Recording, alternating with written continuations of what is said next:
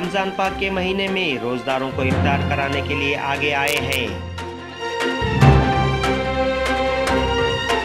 मस्जिद अजीम के secretary doctor Mohammad Imran और मशहूर शादी महल हक हाउस के मालिक शुएबुल हक और उनके बिरादरान करीब 2250 खाने के पैकेट्स हर रोज रोजदारों तक पहुंचाते हैं। इनके काम को देखने के लिए डिप्टी कमांडर और कोविड-19 के कोऑर्डिनेटर मिस्टर राजेश जायसवाल ने हक हाउस का मुआयना किया।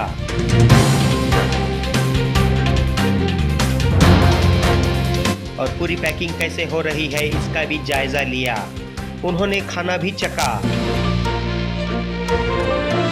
और इस नेक काम के लिए सभी की तारीफ की और सबको मुबारकबाद दी। I appreciate one and all here from what this Muslim community is doing now. They are giving the food to poor people who is very badly in need of food, and 2,500 food is distributed every day from this place.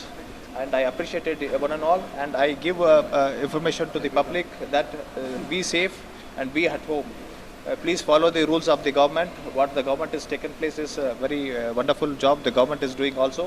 And I thank you one and all from what this community is doing here. See, the government has made the mask is mandatory if they are coming essentially. See, unnecessarily people should not come out unnecessarily, and the awareness what the government has given, they have to follow this, otherwise the problem will be raises more day by day. अस्सलाम वालेकुम। मैं पूरे आवाम से ये गुजारिश करता हूँ कि जिस तरह से हक हाउस में पूरे मुसलमानों जम के इकट्ठा होकर कलेक्टिवली पैसा लेके ये खाना 2250 सदनियों को अपने एरिया में बांट रहे हैं गरीबों के लिए।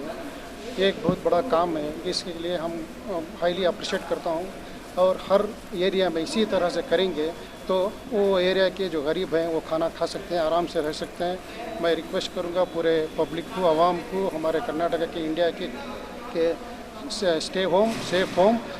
अल्हम्दुलिल्लाह 24 मार्च से इस काम का शुरुआत किए थे हम, और अल्हम्दुलिल्लाह पहले रमज़ान से इफ्तारी का इंतज़ाम हो रहा है। तकरीबन 2250 लोगों का इफ्तारी का इंतज़ाम हो रहा है, और शहर के मुख्तलिफ़ इलाक़ों में खाना पैक करके वॉलंटियर्स के ज़रिए हर इलाक़े में बवक्त पहुंच रहा है। ये इफ्तारी का ख़्याल इसलिए आया चूँकि लॉकडाउन के अंदर हर आदमी, मिडिल क्लास का हो या अपर क्लास का हो, लोअर मिडिल क्लास का हो, हर आदमी परेशान है, तो बाहर नहीं आ सकता राशन लाने के लिए, पकाने के लिए। ये सोचकर हम सोचे कि इससे बेहतर कौन सा काम हो सकता है कि मुसलमान गरीबों को घर तक खाना पहुंचाया जाए। और ये काम हम लोग दोस्त अहबाब मिलकर, मस्जिद अजीम का ट्रस्ट है और हक हाउस के मालिकीन है और दीगर हमारे दोस्त अहबाब मिलकर खुलूस के साथ ये काम कर रहे हैं। ये खाना हम नहीं खिला रहे हैं, अल्लाह खिला रहे हैं, क्योंकि हर खाने के ऊपर अल्लाह ताला उसका नाम लिखा हुआ होता है, हर फरिश्ता उसके ऊपर मुकर्रर होता है। तो हर फरिश्ते के ज़िम्मे होता है कि हर खाने का निवाला हर इंसान के अंदर दाखिल करें। तो हम ज़रिया बनते हैं, बस अल्लाह खिलाने वाला है। यहाँ तकरीबन 35 से 40 अहबाब यहाँ पर काम कर रहे हैं, वॉलंटियर्स फूड पैकिंग में और डिस्ट्रीब्यूशन में। अल्हम्दुलिल्लाह 24 घंटे काम तैयारियों में चल रहा है। इंशाल्लाह ये आखिरी रमज़ान तक चलेगा।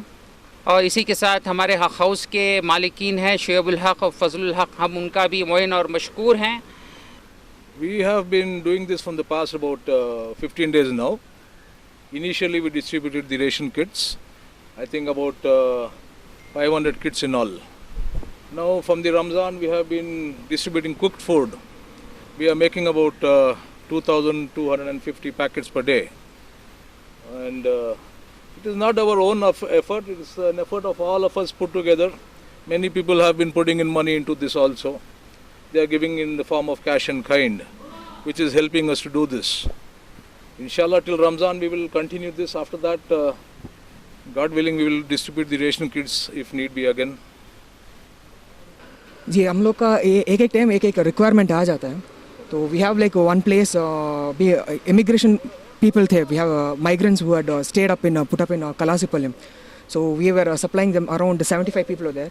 So now day before yesterday, because of the train leaving, we made arrangements and now they have left. Then we have slums in Minerva Circle who have been supplied.